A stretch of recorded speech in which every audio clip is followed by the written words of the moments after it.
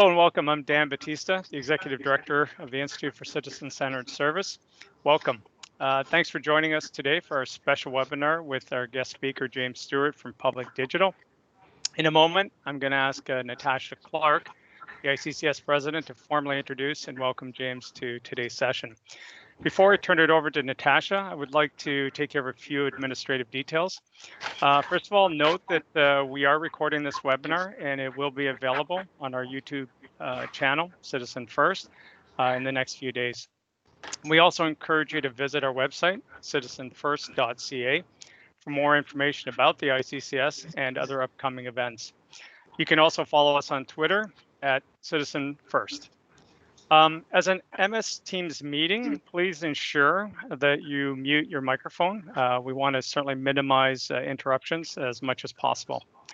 James will be taking questions following his presentation.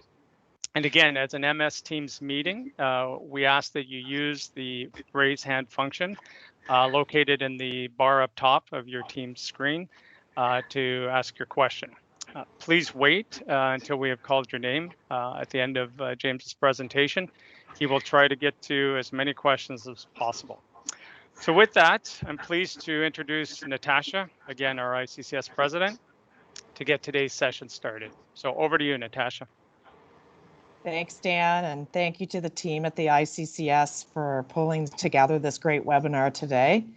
I have to say I am beyond excited to have the role of introducing James to the team, to the folks today. Have to acknowledge I'm a bit of a fangirl, so I'm excited to have this opportunity to hear from James today. So James is joining us all the way from the UK, and he is Public Digital's lead technology specialist and author of Budgeting for Change. In his role at Public Digital, he helps clients develop strategies and skills needed to support transformation in organizations dealing with legacy IT. James is a non-executive director in the UK Parliament, advises a number of startups, and a member of the Mayor of Hackney's Digital Advisory Council. Previously, James was Deputy CTO of the UK government, responsible for building technology capability across government and leading government's adoption of digital services. He was also deeply involved in the formation of the UK's National Cyber Security Centre. I'm especially interested in hearing James speak about his topic today, especially as we start to navigate the world in this new normal. And certainly we've seen how COVID has accelerated and changed the way in which we are delivering public services and keeping our citizens safe. So thank you for taking the time today to share your expertise with us, James, and over to you. So excited to have you. Great. Thank you, Natasha, and thanks, Dan and team, for having me. I am really excited to be talking to you. In ordinary times, I spend a lot of time in North America, though I've not made it to Canada for a couple of years. And this was going to be the year where I fixed that and got back. Events intervened, but hopefully there'll be a chance to follow up on this in person at some point before too long. So for my topic, I'm going to talk a little bit about some of the themes that we're seeing, what's working and what's not in government's responses through the pandemic, and try and draw some lessons or some sense of what that means for the journey that governments around the world have been on towards a more digital form of government for the past few years. Ordinarily, I'd jump to this slide now, but I think Natasha's already more than introduced me. For those who aren't familiar with Public Digital, and I imagine a number of you are, because we're working quite a bit in Canada, we are a London-based but globally operating consultancy who help the world's biggest organizations to thrive in the internet era. We work with 20 to 25 governments around the world. We also have a number of private sector clients, generally private sector organizations that have a strong sense of public mission and purpose, and often a lot of the complexity and legacy challenges that you also find in governments. But my work has taken me to a very wide range of governments, lots of different forms of government, and it's always sort of fascinating to see the things that are in common and the things that are different. I'm far from the first person to observe that the trends that we've seen over the last few months are primarily accelerations of things that were already there. Whether it's a shift to people working in a more distributed way and from home, whether it's threats to the retail landscape around the world, whether it's governments having to move much more quickly to provide for the needs of increasingly diverse populations. These are all things that were happening anyway. What we've seen over the last 6 months is far more pressure, significant acceleration, and new ways of responding to that. That's what I'm going to touch on. And I think the thing that's to sort of draw out is that all of those trends are exactly the ones that we've been working towards digital governments to respond to anyway. When we at Public Digital talk about digital, which we do a lot, hence our name, we're talking about applying the culture, processes, business models and technologies of the internet era to respond to people's raised expectations. These days, I sort of wonder if actually we're doing that to respond to people's existential crisis. The things that we're doing are the same, but it's not just raised expectations. It's suddenly huge pressures on the ways that we live, the ways that people are thinking about the future and thinking about the present. So I said, those are all trends that were already there, but suddenly it's moved from this raised expectations to something rather more dramatic. And as somebody who's been part of many digital government initiatives around the world, has spent at least the last decade deep in this stuff and quite a bit of time before that, it's been fascinating to see the way that more than any other significant event in recent history, we've had common themes around the world in what's happening. This is a global phenomenon unlike any that I can remember, and that digital, in all of those meanings, about changes to business models, how we apply technology, culture and working practices, have been fundamental to every response. Public Digital, we've been watching that, as you might imagine, very closely. We've been involved in it, walking through the crisis with many of our clients, but also through two particular activities that have brought together a lot of insights. One of those is something that was very much my baby. Some of the work that we've done with some of our clients has focused on whether their websites as the sort of front door and the main way that people are receiving information from their governments meet some really basic criteria about being fast to load and therefore cheap to access on, the lowest end cell phones or computers in public places, and whether they meet good accessibility standards. And when this crisis kicked off, I started running some code that took snapshots of every government COVID response website I could find and just measured it against some of these considerations. So looked at how fast were they, how accessible were they, produced some little videos of what it feels like to watch it load.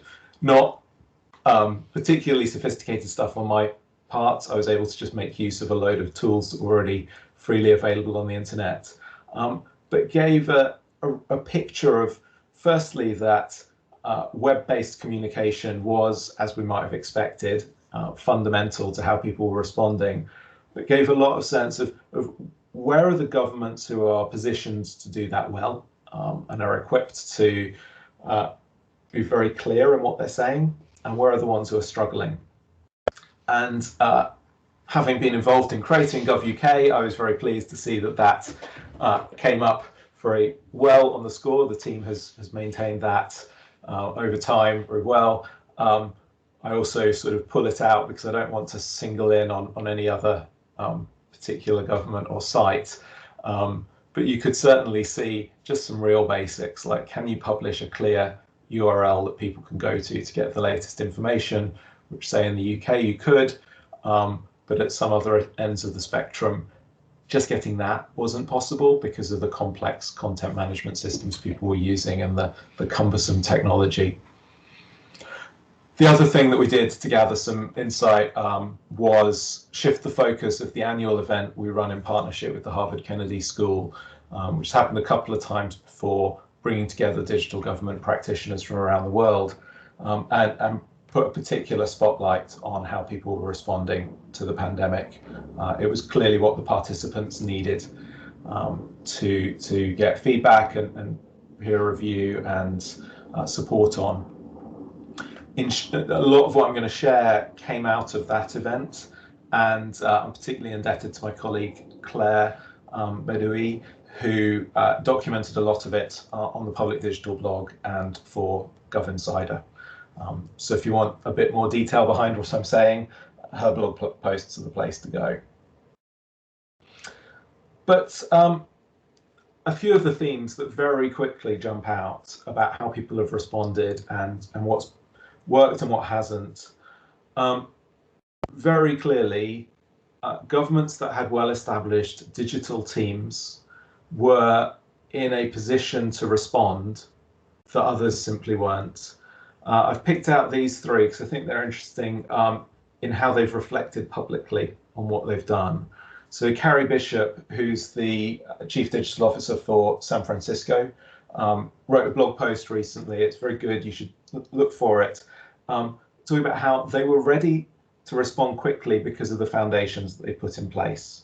They had the tools to work remotely, a robust, accessible website, but particularly they had teams in place that knew how to go and get proper insight into what did people need in these times, what was happening on the ground, and very rapidly iterate the government's response based on that.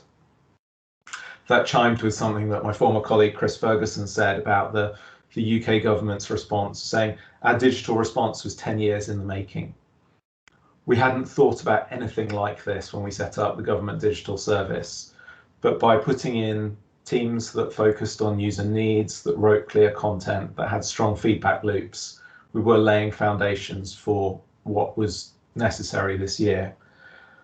Or in Rwanda, where a few years ago they created a private sector entity called Irembo, which has then become a government body, where they were able to shift from the sort of classic pattern, particularly in the developing world, of having overseas agencies responsible for government services and that just their online communications, to building a team of Rwandans so you can get much closer to the real national experience. Those teams, when they were given the space and the support to do what they already knew how to do, have led most of the best responses. And that's just a small section. I know there are many others, including a number in Canada, some of whom I'm sure are on the line. Another sort of key theme is, and we talk about silos constantly when we talk about digital government. But they're very hard to break down. We talk about the need to cut across government, but we usually get caught up making the case for doing that and not getting on and doing work across governments. The pandemic has forced a massive change in that. This is a photo from Sierra Leone, who have talked quite a bit about how they did two things which have been fundamental to what so far appears to be a pretty successful response to the pandemic. One is they learned the lessons 6 years ago from the Ebola crisis of how to respond to a public health emergency. And rather than just breathing a sigh of relief when that had passed, they invested in capacity in all aspects of what they do to respond to a crisis. But within that, they created the country's first digital and innovation unit, which has ministerial level leadership and a strong mandate to work across departments and across different parts of that government. And in their response, they've really been able to bring that to bear, doing things like digitizing wage payments for 30,000 health workers in 2 weeks, and doing that without having to worry about the things that usually slow us down, about boundaries and power structures and permissions. They were just able to get on and do it.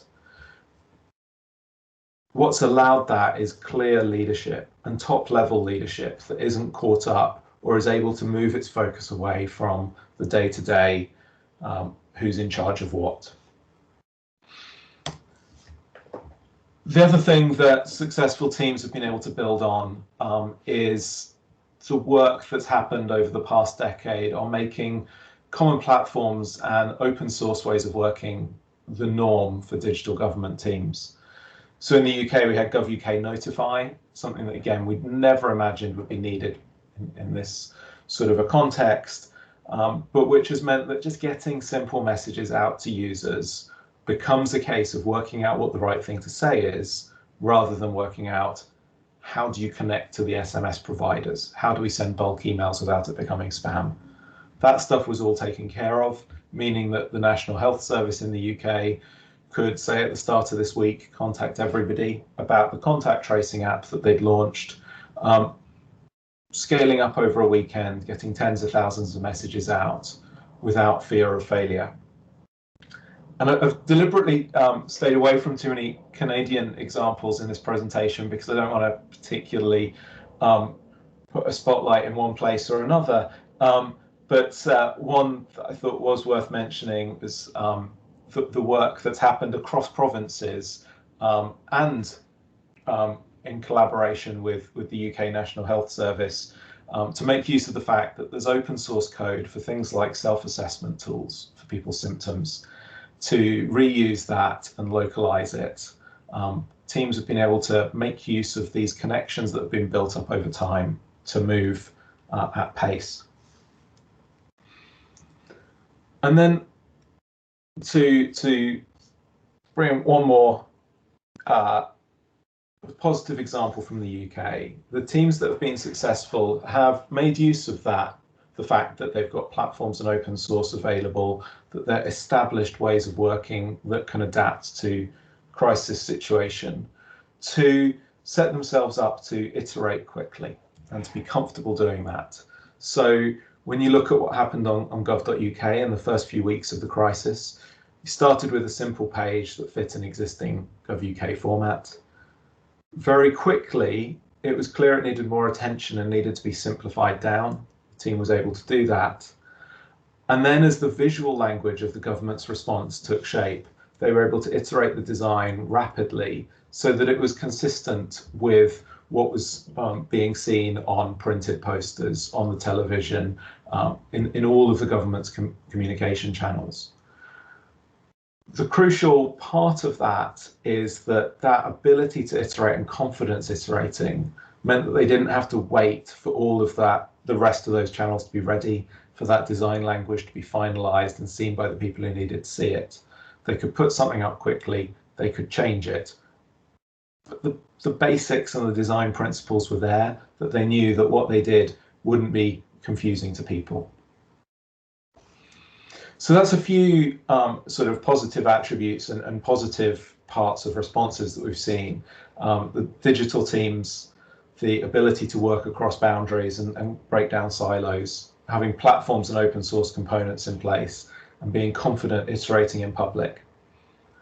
The other thing that we've seen over the past months is some of the fears that many of us have had about what can go wrong in government under these sorts of pressures also come to bear. We've seen the result of underinvestment in key systems and of broken financial models that allow for that underinvestment.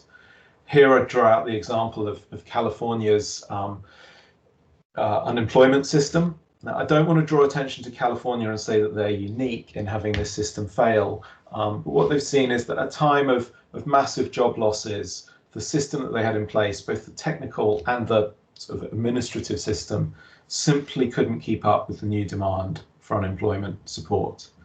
And they had that in common with many US states and many other jurisdictions around the world.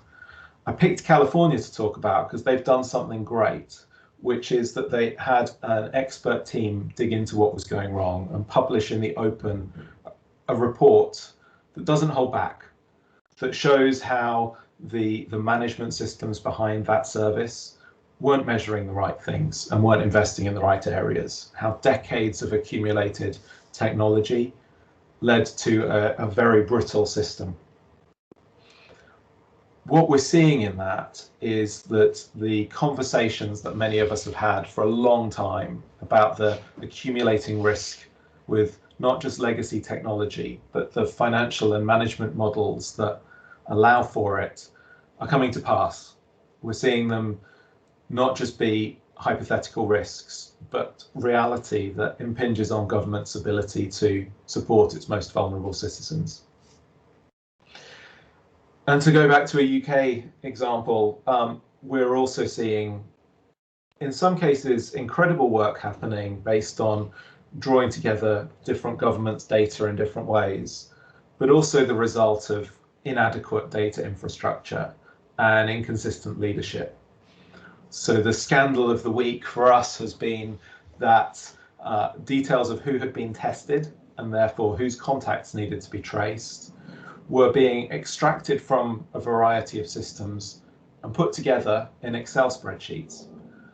Excel spreadsheets that were using a file format that was made obsolete several years ago and that simply couldn't handle that volume of data. Therefore, tens of thousands of records were lost, people weren't contacted who needed to be contacted, and it's become very embarrassing for the government. It's easy to look at that as somebody's been stupid, there was some human failure, why are we using Excel?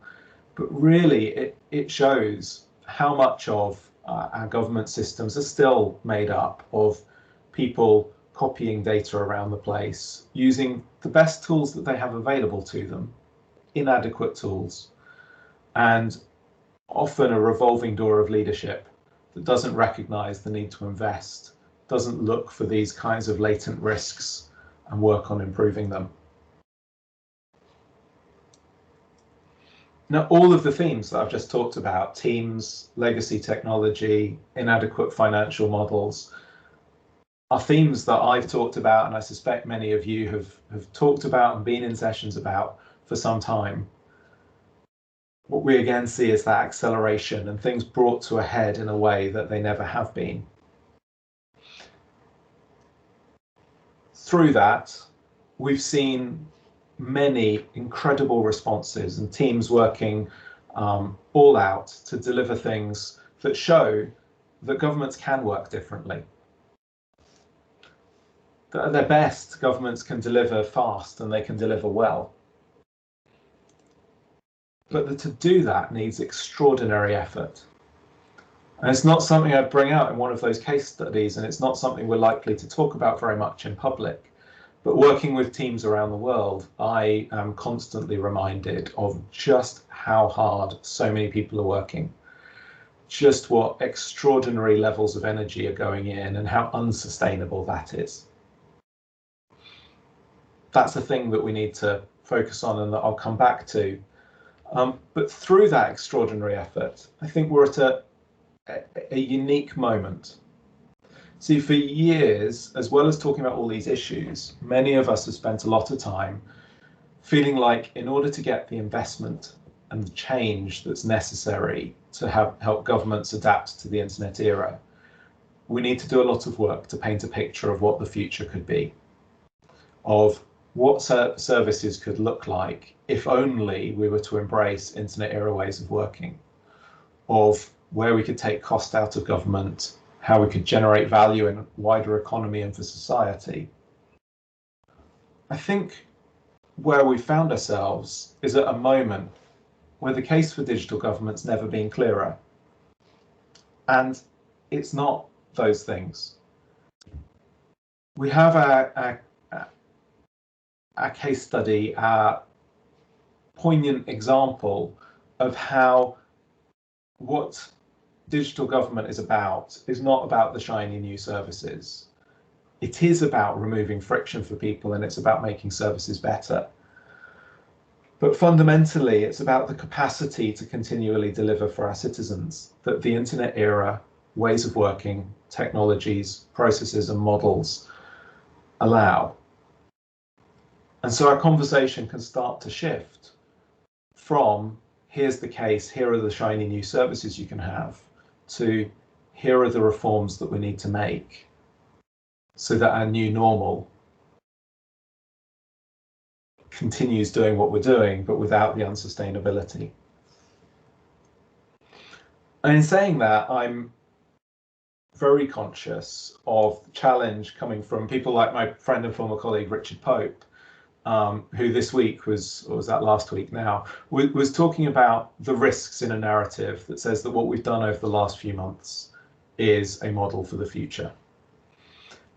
Richard's entirely right that we need to be very careful to really examine what's happened and to think about the decisions we've made and be deliberate about what do we want to institutionalize and what will it be good to move past.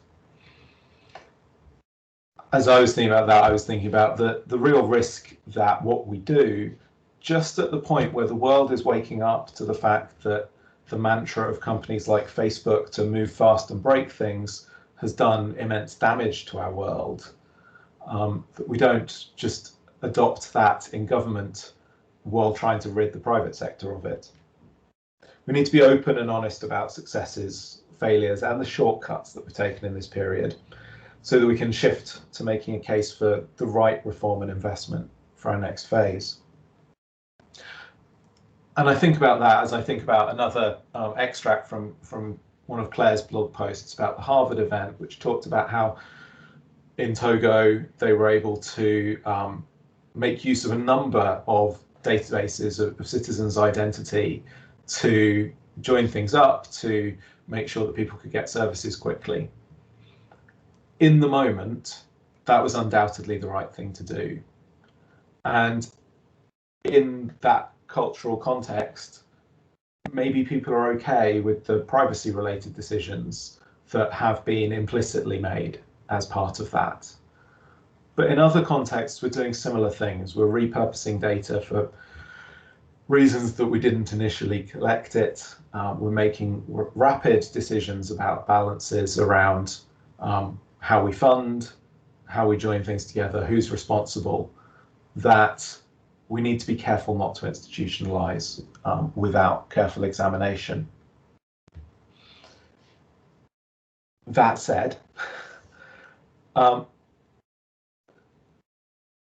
is an awful lot available to us to look at what has worked and what hasn't and to inform that.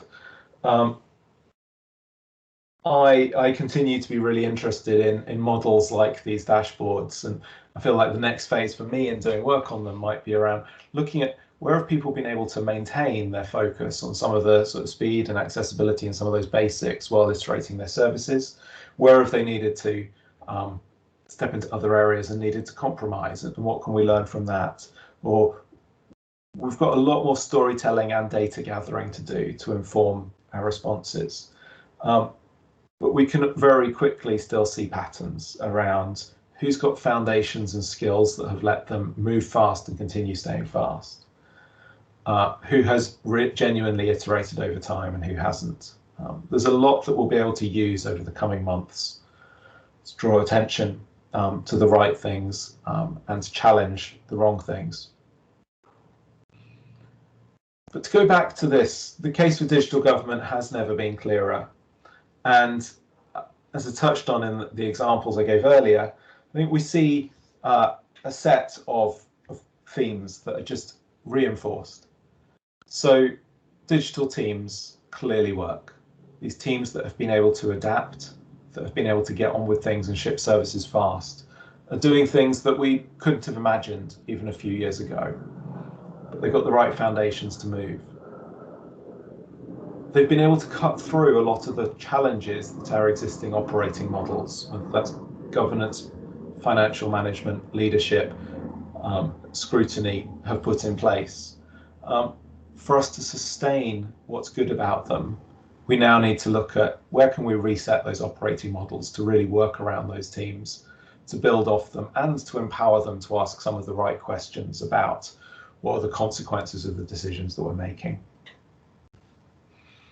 We've known for years that legacy technology is a compounding risk, but whether it's California's EDD or more local examples, we now have that very specific example of what failure looks like.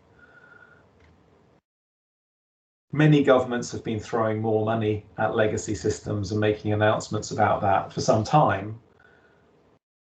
Most of the time, we're still building legacy. We've seen that when you've got those teams, they can make progress, but for them to be able to keep that progress going, they need the right funding. And particularly around things like legacy systems, they need the right incentives. We have to take some of the pressure off that some teams who've been responsible for legacy systems have felt over the last few months. But now's the moment to look at, we understand this risk in a far more tangible way.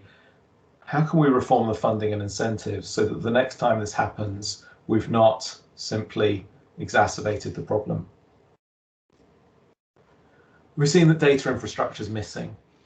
I was talking to a friend who works in the Department for Education in the UK, who said that the minister there had been astounded when he discovered that so much information about schools that the department collected was typically 18 months out of date. The ministers in that department had never had to deal with the fact that the department produces statistics, not live data. And so it built a very transactional model of requesting information from schools and then receiving, processing it. And it was okay if that was slow. Suddenly it wasn't. But simply putting more acceleration on the transactional relationship with those schools didn't work. The schools didn't have the capacity to provide the data, or if they did, the quality wasn't right. What those conversations with that minister exposed was the need for not just investment in data infrastructure, but deep thinking about the right service models, so that when we talk about data flowing through our governments, we can create value for everybody involved in it. What's the value offering to schools that make it possible for them to give that information to the government faster and see some useful returns? Those sorts of conversations need to start happening, because we can't just accelerate based on the infrastructure we've had. And then many of the things that we've seen that have worked, whether it's the digital teams that started in government digital service units, whether it's common platforms or code that's been published in the open, all of those initiatives started in almost every government that's done them as pretty risky bets. Somebody had some confidence that they'd get something from a shift in the way of working, from spending some money on building and scaling a platform, but very few of them could be seen as sure things. We've seen the real value that comes when we shift our thinking about risk, and when we start taking risky bets, we can get things that we never anticipated that we'd need but become fundamental. I'd argue that this is a moment when governments need to recognise that and get more comfortable about placing informed bets. And any of us who are creating business cases or asking for funding need to start making that part of our conversation. And the other big thing that we've seen is that through all of this, those teams were able to make progress because they had sustained leadership engagement and clear focus. The government is still there. The challenges of providing long-term funding are still there. But when you've got clear attention from people who have a clear view of outcomes they want to achieve, you can usually get past them. To scale that, we have to think about what that means for our governance. So we're going to have to get back to doing a bit more than we've been doing on a broader range. We have to normalize the leadership, what we get from the leadership engagement. So some new models to come up with, but also a recognition from those of us in leadership positions and those we work with who are in leadership positions, that it is that sustained attention that often makes all the difference.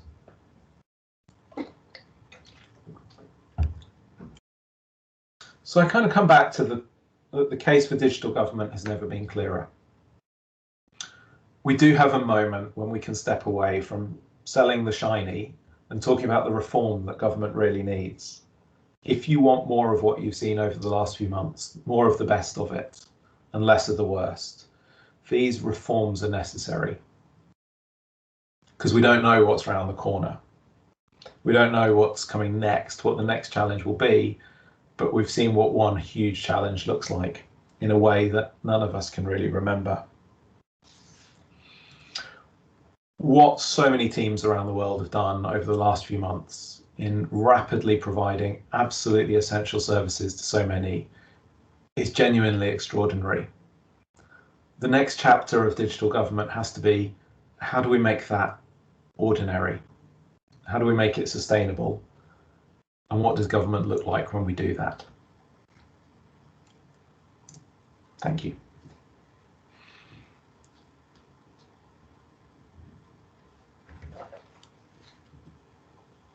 Thank you so much, James. Just waiting to see if Natasha will come on. I know we want to open up the floor to questions. Again, I want to thank you for that insightful presentation. I know Natasha and I were going back and forth, and every time, you know, one of those sort of thought bubbles came up. We're like, oh my God, this is, you know, wonderful. Natasha, I see you're on the screen. I'm going to pass it over to you, and I'll look for questions to come in. But let's start with you, Natasha. Yeah, awesome. Thanks, Dan. And James, very timely, and I can't tell you how much this resonates as part of a team and an organization here in Nova Scotia that I would say has been doing some pretty extraordinary things in the last few months. And my number one concern, of course, is my team and how they're making out, because it is a lot of extraordinary things, and not just the team at the Nova Scotia Digital Service, but also across the government and the things that folks are doing. And so your messages about the sustaining changes, the institutional or the machinery of government changes that we need to make have really come home to roost for me in a lot of ways. And I really, really love that the time is now to talk about if we want more of this good stuff that we've been able to see. And certainly here in Nova Scotia, we've been able to see public health policy directives delivered in days and in weeks versus months and years, which we just did not have the time to make happen. I was curious about one of your observations where we were talking about, you're talking about legacy systems are brittle and not just the technology, because for me, that's the heart of it. And so you talked about reforming funding. So I certainly am familiar with some of those conversations about how do we get to more away from those large business cases that, you know, you're locked into for 4 or 5 years. But I was really curious about was your notion of incentives to unlock them. And I'm interested to hear a little bit more, to hear maybe a bit of an elaboration on what your thinking is there. Yeah, and I think this is an underdeveloped area, so I'm going to be thinking out loud with this. So the typical investment cycle is that we make, you know, a big business case with a lump of capital funding, that we buy some technology, and in a few years' time, we realize that we need some updated technology, and so we do the same thing again, but there's never enough money to switch off the old, and so it accumulates. And most of the risk, I mean, in the California report, there's these very sharp examples of like, these two systems don't talk to each other. So really the scaling problem is somebody taking an output from one and typing it into the next. Typically, the response that we have to those sorts of issues is just to do the same thing again and throw more money at it. And often it does need money, and often the operational pressures are such that we need to do some of that. But for me, the fundamental organizing principle of any of these things is a team responsible for a service. So moving away from saying we have a lump of technology and we need to occasionally pay for maintenance of it, to say we have an outcome we have to meet. Here's a team responsible for it. Fund them, give them sufficient funding over time. But even then, you can easily step into a situation where that team is probably scared of the risk that comes with making a fundamental change to a business process or the technology. So you've moved things along a bit because there's somebody responsible for it. But you, as well as giving them the right funding, you also need to set things up so that they, whether it's about how they're funded, whether it's about how their personal performance or team performance is recognized, whether it's about other types of challenges you give them, that they are encouraged to think about both incremental and radical improvements that could be made to the delivery of that service. So that might be, we can take a huge amount of cost out of this, but they know that that doesn't just mean their team's going to get less money, it's that there's something new that they'll get a chance to do. Or if it's, we can significantly speed up the delivery of this part of the service, and maybe you just tell the story of them in doing it. Maybe they just get recognition and that's enough. Maybe that's how bonus incentives work. There's lots of different incentives we could play, but I think that thinking about beyond just funding, we need to fix funding, but also how do we do more to encourage the right behaviours. I think that's, as I said, a really underdeveloped area, but one that I think we all need to spend more time figuring out. And I would say probably somewhat contextual. Yeah. Where you're at. So in a Nova Scotian and a government setting, there's some context. And then if you're talking about a not-for-profit, or if you're so there's also probably some of those pieces as well that might be slightly contextual. Yeah. Absolutely. And even within one government context, the specifics you want to incentivize will be different. And I think the whole business case and standard line management models of government often also tend to pull us towards one set of incentive structures. And while we need fairness and parity, that's where leaders getting into details is important, because what you want to incentivize one team to do might not be the same as another. Yeah. What I will say, and then I'll hand it over to Dan to facilitate, one of the things that I've seen from COVID is it certainly drove clarity on priority. And I think that was certainly a rare occurrence in certainly my 10-ish years inside of the public service. Not that I certainly would wish a pandemic or COVID on us at all, but it has been a unique experience. So Dan, I'll hand it over to you because I think I did see at least one hand go up there. Yeah, thank you, Natasha. So we have a question, and I guess a common question, James. So I'll start with the first one, which was, James made a comment regarding those making business cases need to ensure the conversation includes. Could you maybe repeat that? So is that point you were speaking to, James, which just kind of builds off on your past comment, but if you can just kind of capture that again. Yeah, I think that I said that in the context of the comment about risky bets and placing bets. Another of the things that the sort of standard funding cycles and business case processes lead us to is sort of offering of certainty, even if that's sometimes false certainty. And yet, many of the best things that we see happening in the basic building blocks of what we've been able to do in the last few months have come from things that we couldn't predict. Right. And we can't we don't want to just go to let's bet on everything.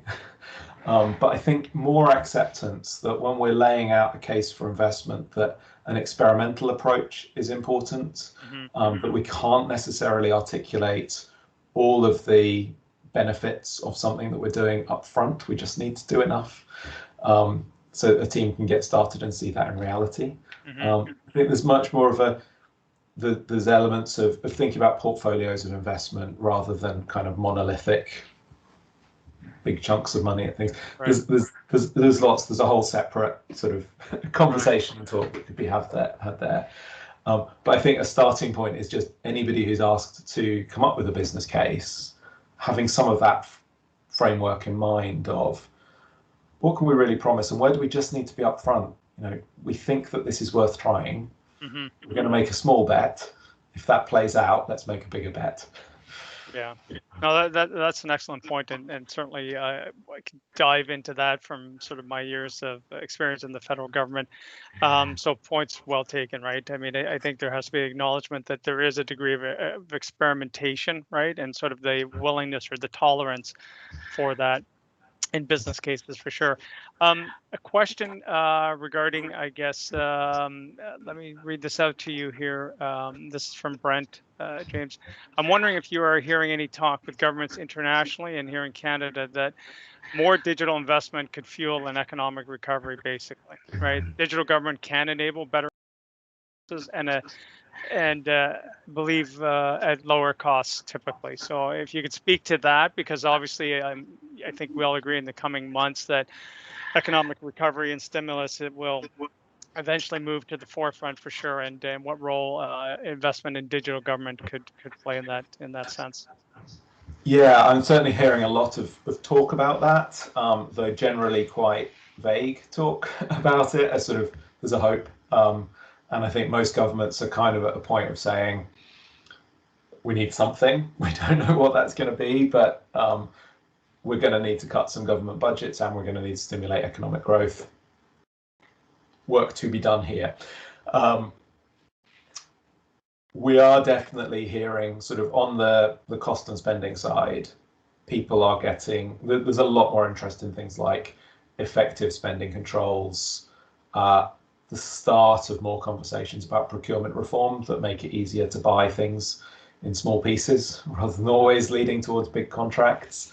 But it's very early days in most places. And that was a big part of the UK story, that along with building GovUK and building better services, effective implementation of spend controls in the UK government saved £4.1 billion in 3 years. I think most governments are going to need to do some of that. I think that while there's all sorts of potential, it's also risky to overload our hopes of digital government. And so for me, that's why I tend to fall back on the how can we effectively and efficiently deliver government services? And that should take time and friction and cost out on the government side and on the user side. There's a lot more that needs to happen to stimulate growth off the back of that.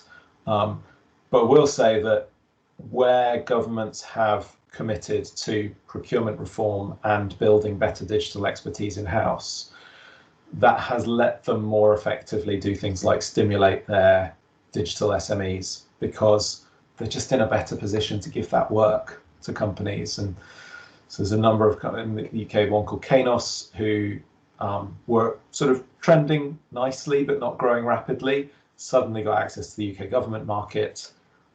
They're now publicly traded, they're doing very well.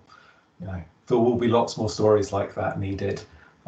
But the starting point of it was just we can spend more smartly. Mm-hmm.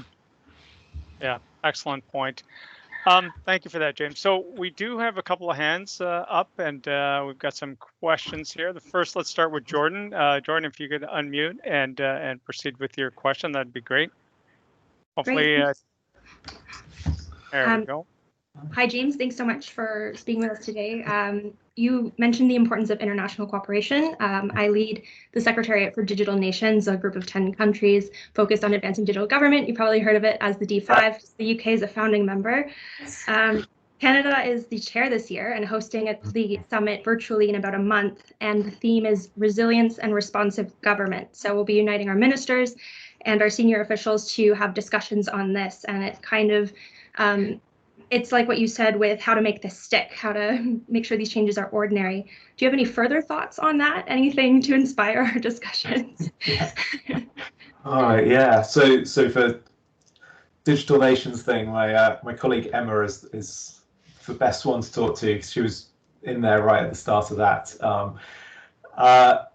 mean, I think that there is a bit of countering the tendency, and I think Digital Nations is a bit different from this, but a lot of these sorts of bodies, we tend to tell the good news stories mostly, and or to sort of talk about the big picture a lot and keep challenging ourselves to think bigger and bigger and bigger.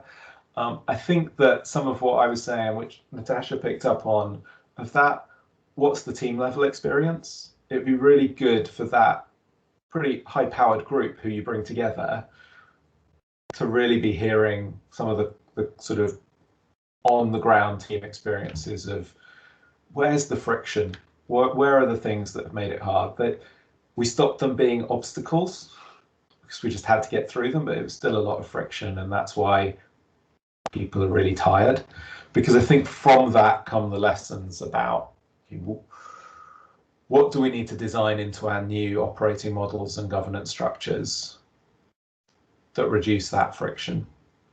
But that's probably also, you've probably also got a good forum there for talking about some of those really tricky issues around, you know, the privacy thing's going to be really big again because we've cut a lot of corners globally on that, and that is okay during a global public health crisis, but it's not okay beyond that. So yeah, but I think, yeah, that real team level, elevating the team level conversation so that the top level leaders hear it, is a thing that forums like yours could really powerfully do. Thank you so much. Thank you, Jordan, for your question. We have another question from Al, so I'll ask them to unmute and fire away. Thanks for your time, James.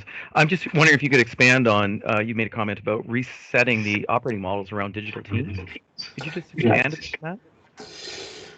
Yeah, I think it's a necessarily quite kind of broad and expansive point.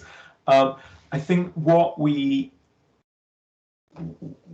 seeing is that in a lot of places you've got digital teams that have been given either quite tight scopes and suddenly we realize we need a bigger scope, or digital teams who are sort of constantly fighting for survival. They're looking for the next year's money, or who don't have leadership in the right positions to put them in the right conversations. Which of those issues manifests in which place, like, is very contextual and dependent on the specific situation. But say in California, where I've been doing a lot of work, there was a nascent digital team who'd done some great work, but most of the conversations about what needed to happen digitally were happening in the governor's office, and they weren't getting to them until it was a bit too late to influence that. They did a really great piece of work of sort of publishing a standard and said, this is what we hold ourselves to in the quality of our digital response, and used that as a way to open the door to be earlier in the conversation. But as the crisis passes, the risk is that, you know, that crisis standard is put to one side. They go back to sort of finding out about things late in the day. The conversation that needs to be had in that government is who's in the room right at the start. Part of their operating model is, do we have the right people and the right skills there when we're deciding at a high level what we should do to respond to whatever's come up. That's one end of the operating model. In another, I mean, the finance thing is constantly there. And so you have teams who can see that the platform they're developing has long-term value but can't get adoption for it because it's not funded next year. So who would trust it to build their new service on when the money might go away? And so we need to reset the financial operating model. And I think there's a whole, again, this is a whole separate thing about operating models that we could go into a lot more detail on. But it's, again, thinking out loud, I think that the fundamental part is that we need to look at the very specific friction, as I was just saying. We need to look at the contextual issues, but what has to happen is to say the things that were best about our response are the norm of how we work, and we've put the right structures, the right leadership, the right flows of money in place to make that happen. That continues to be a somewhat vague answer, I suspect. at the moment, I think it's a challenge of thinking about how do we work, how do we want to work, how do we make that shift. Thank you very much. Okay. Thank you for that question, Al. So James, I'm going to take this opportunity to probably put you on the spot, and not necessarily a fair question. I guess two questions. The first is, you had said that those governments that basically had made investments and sort of, clear purpose were obviously best positioned to deal with the, extraordinary times that we live in, right? So that got me thinking, does that mean that, any other jurisdiction or government who hasn't or had not up to this point made those investments or created some type of dedicated unit to advance digital government is just, completely out of the game? In other words, can they make up? Can it be done in such a way to get them positioned to sort of respond and take out that friction, if you will, and provide citizen-centric service, right? So that's the first question. Maybe I'll let you tackle that. The other one is the with regard to the Canadian sort of reality and kind of your thoughts in general. I know your examples didn't focus on sort of the what's at play here in Canada, but maybe again your thoughts from what you have seen and generally what you think the response has been like here. So. Yeah. Okay. So it's not too late. So I think that I like to think it's never too late. It may be too late to be the leader in some particular area, but some of these things aren't about being the global leader. They're about being, in the right place to provide the right things for your citizens, whatever they may be. And there are, because of the global conversation, whether that's through our Harvard Kennedy School event, Digital Nations we just heard about, all sorts of other forums, one of the exciting things about the digital government movement is the open sharing of what people are learning. So in some ways, people coming to after this will have so much rich material to learn from, and it is exciting to see some of the new units that are starting getting going a lot faster than some of the earlier ones. So Madagascar this week became the first African national government to have code on GitHub. They went from a standing start in a country that has like 18% access to electricity to that really fast, because there's so much to build on. So I don't think anybody's completely left behind, but see, this crisis has happened. And starting in the middle of the crisis, I think, led to a lot of confusion and chaos, but those who'd already formed as teams were positioned well. In the Canadian context, as I said, I didn't draw very much on Canadian examples, and that is not because there aren't lots of really great examples to draw on.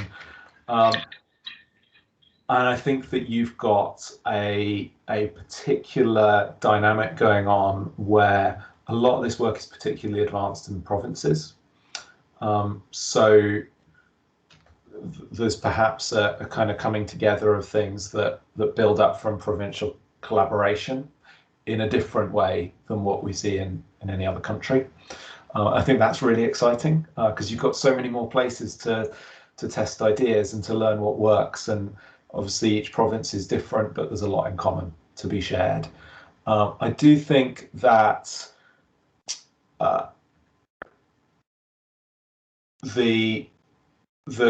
what I sometimes see in Canada is that some of the hierarchies of the bureaucracy, particularly at the central government, are stronger than in some others. So some of the protocols about who can talk to who and that sort of thing are more ingrained than they are in other places. And this challenge of substantial reform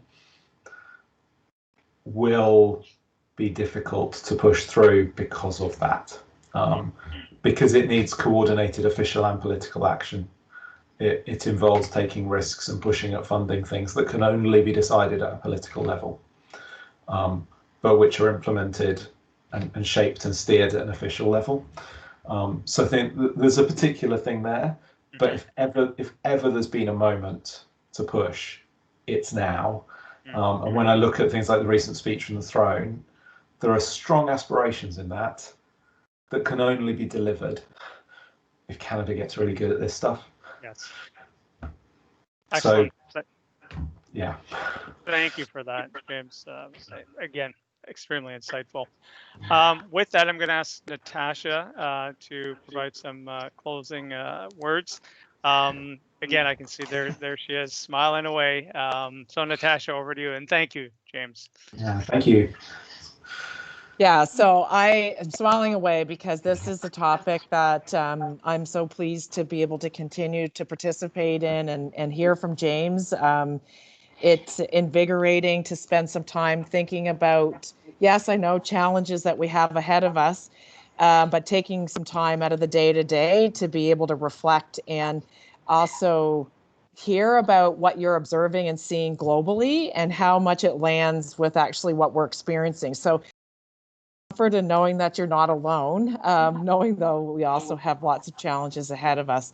So I really want to, on behalf of the ICCS, extend a huge thank you, James, for coming and joining us today.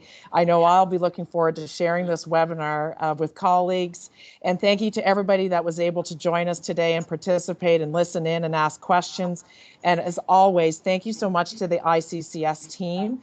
You are passionate folks that are committed to this citizen-centered agenda, and you bring us great quality events like this. So thank you to you, and James, a wonderful evening. I know we have a few more hours to go here in Canada. So thank you to everyone. Thanks, everyone. Thank you. Stay safe.